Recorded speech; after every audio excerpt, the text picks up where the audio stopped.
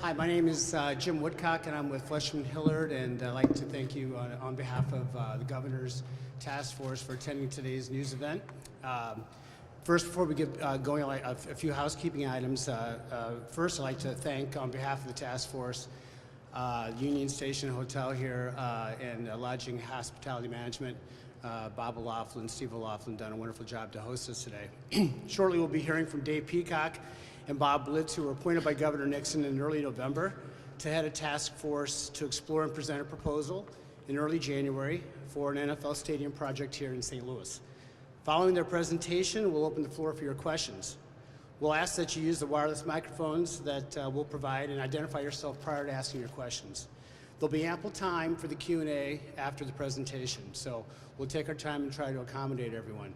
After the presentation, it will be difficult to spin off into one-on-one interviews, so be assured that over the weekend and the days ahead, we'll do everything we can to accommodate your needs.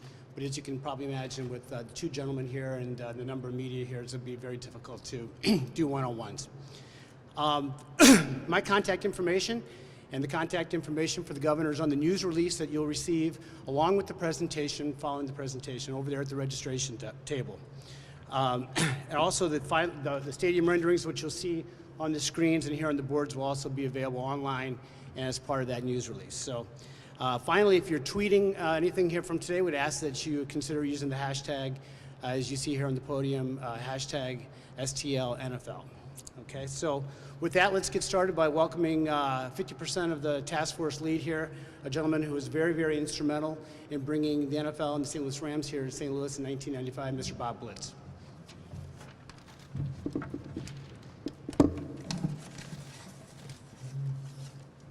Good afternoon, everyone. I'm Bob Blitz, and on behalf of Dave Peacock and myself, we thank you very much for attending this and also for your patience during the time that we've been spending trying to get this together. We really appreciate the fairness with which we have been treated in the media, and we also thank you so much for your optimism for the cause that we are in charge of. Before getting into the plan, I'd like to go back in time just a little bit to the early 1990s, because at that time, we were building a state-of-the-art stadium, but we had no football team. Today, we have a football team, but our stadium is obsolete.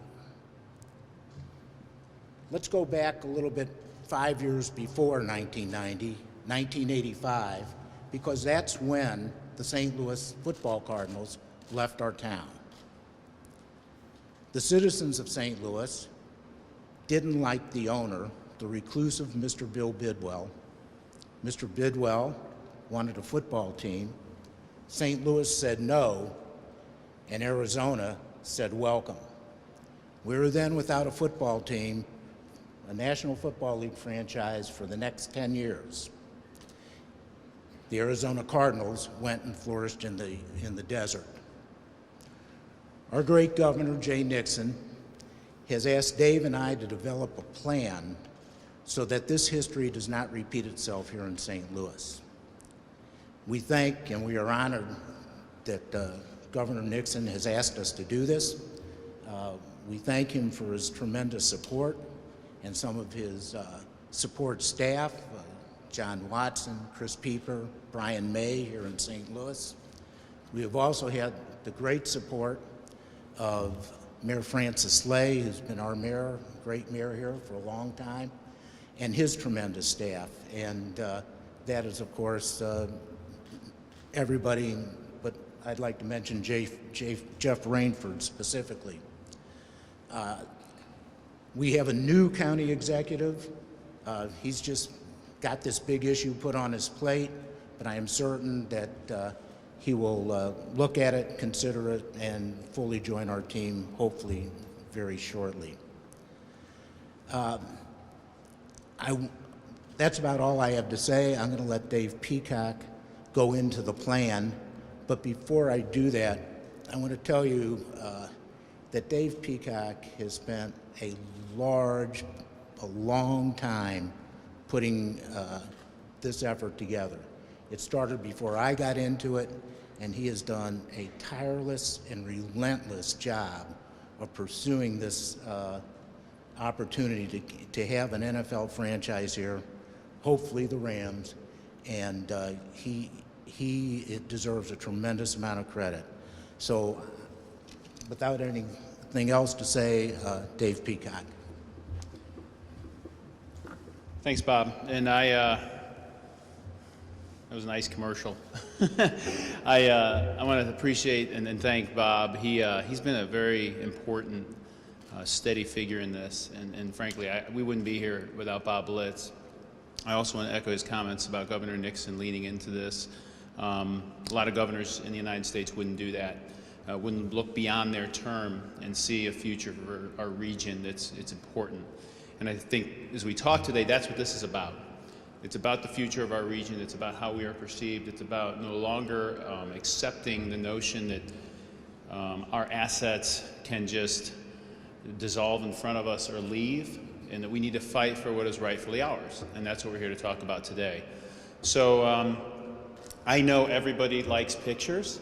So what we'll do is we will expose the pictures and then go through a brief presentation and take questions. Get on this side, Dave.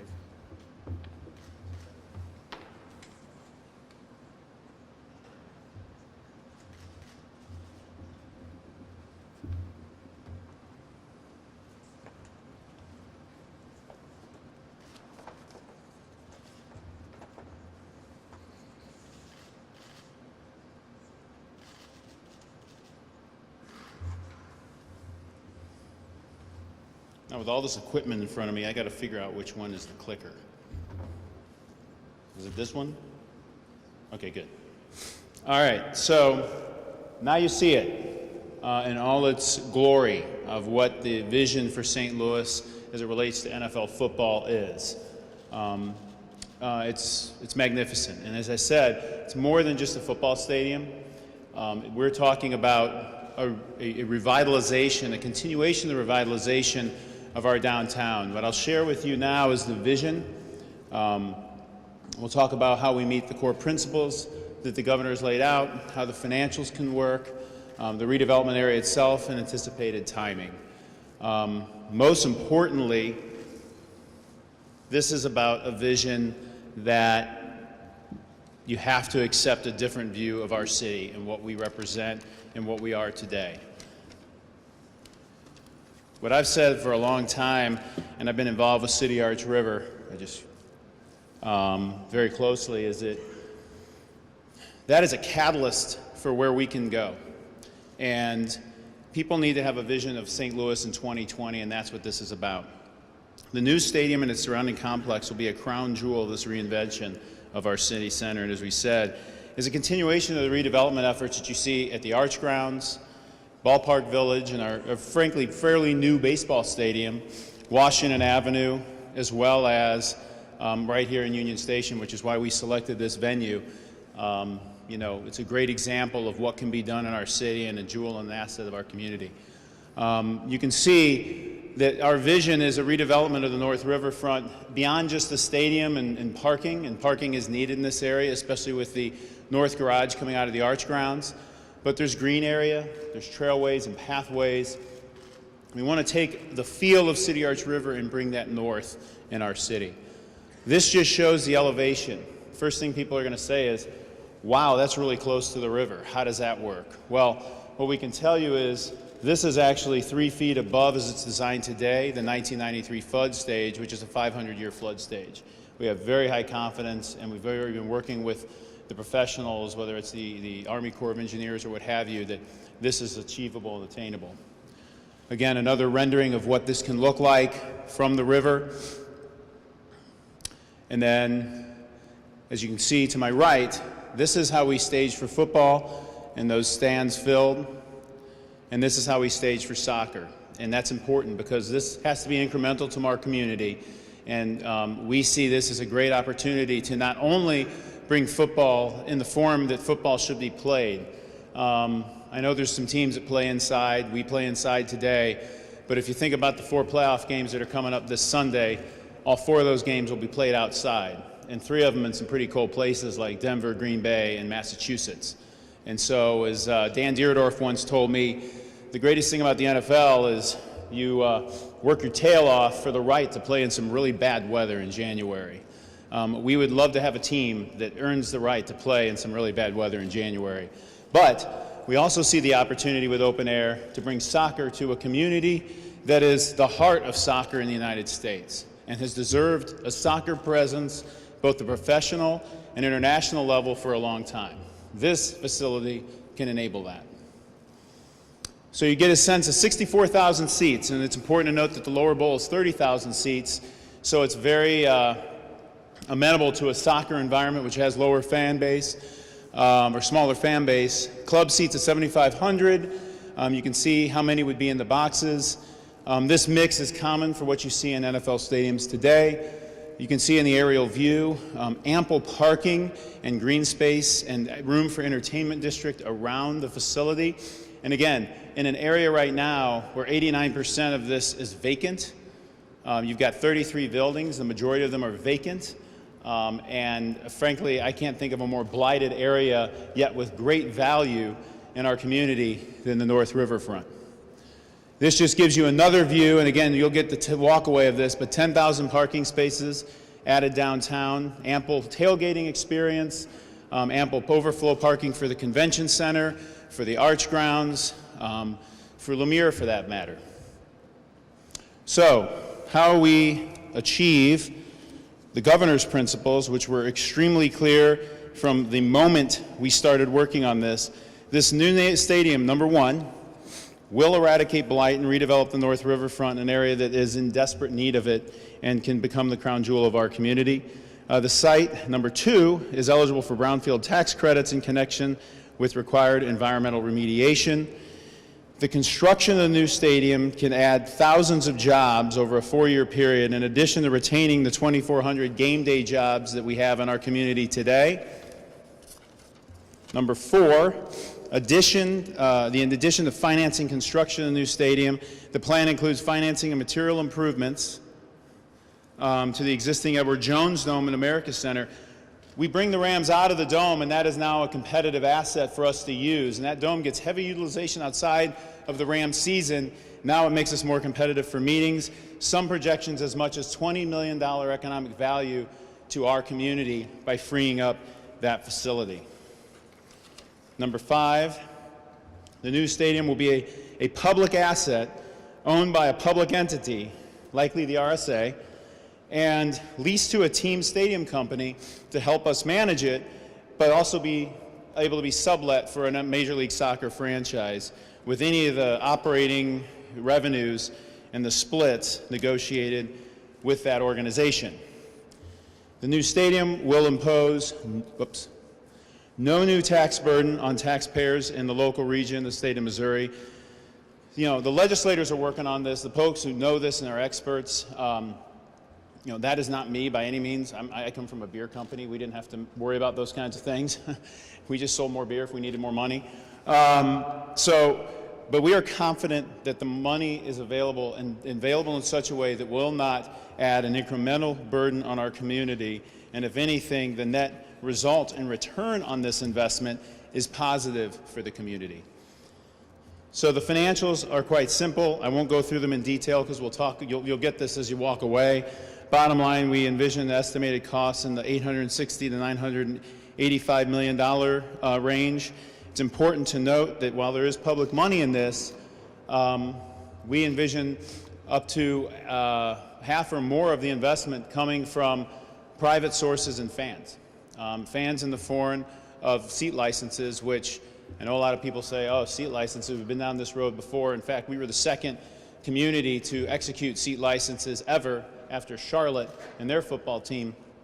It is now common practice, and the assumption we've built into our model as it relates to seat licenses pales in comparison to some of the recent developments like San Francisco and New York, which are over $500 million. We are well short of that and have high confidence that we can achieve those funds. Whoops. This is a snapshot of the area itself, and you'll see this in your deck as you walk away. The city already owns almost a quarter of this land. We'll be working with the other entities that own this land to assemble it, and we'll be actually starting that process very quickly because redevelopment in this area is an imperative for our community. And a very detailed timeline, I won't go through it in detail, but I can assure you that there's a healthy sense of urgency. Our urgency is not driven by anything that's going on in another market. Our urgency is not driven by Los Angeles or anywhere else for that matter. Our urgency is driven by the fact that we build a stadium for our fans and for our community, and to be a community and public asset. And there's an imperative, as we've started the Arch Grounds as the impetus, to continue this great work and position our city for where it deserves to be in people's minds for 2020. And that's our objective. And, you know, when you think of financing, the one thing I do know, I don't know a lot about public financing, but I know a lot about financing in general. And the interest rates right now are pretty low. So if you're going to go out and get financing, public or private, in the form of debt, if you go back to 1980, interest rates have been this low only 2% of the time since 1980. So if you're going to do something, now's sort of the time to do it, because money is a little cheaper, it's a little more affordable, and the money that any debt you bring on will go directly to the project and less so to interest. So we see, we have a healthy sense of urgency behind this project.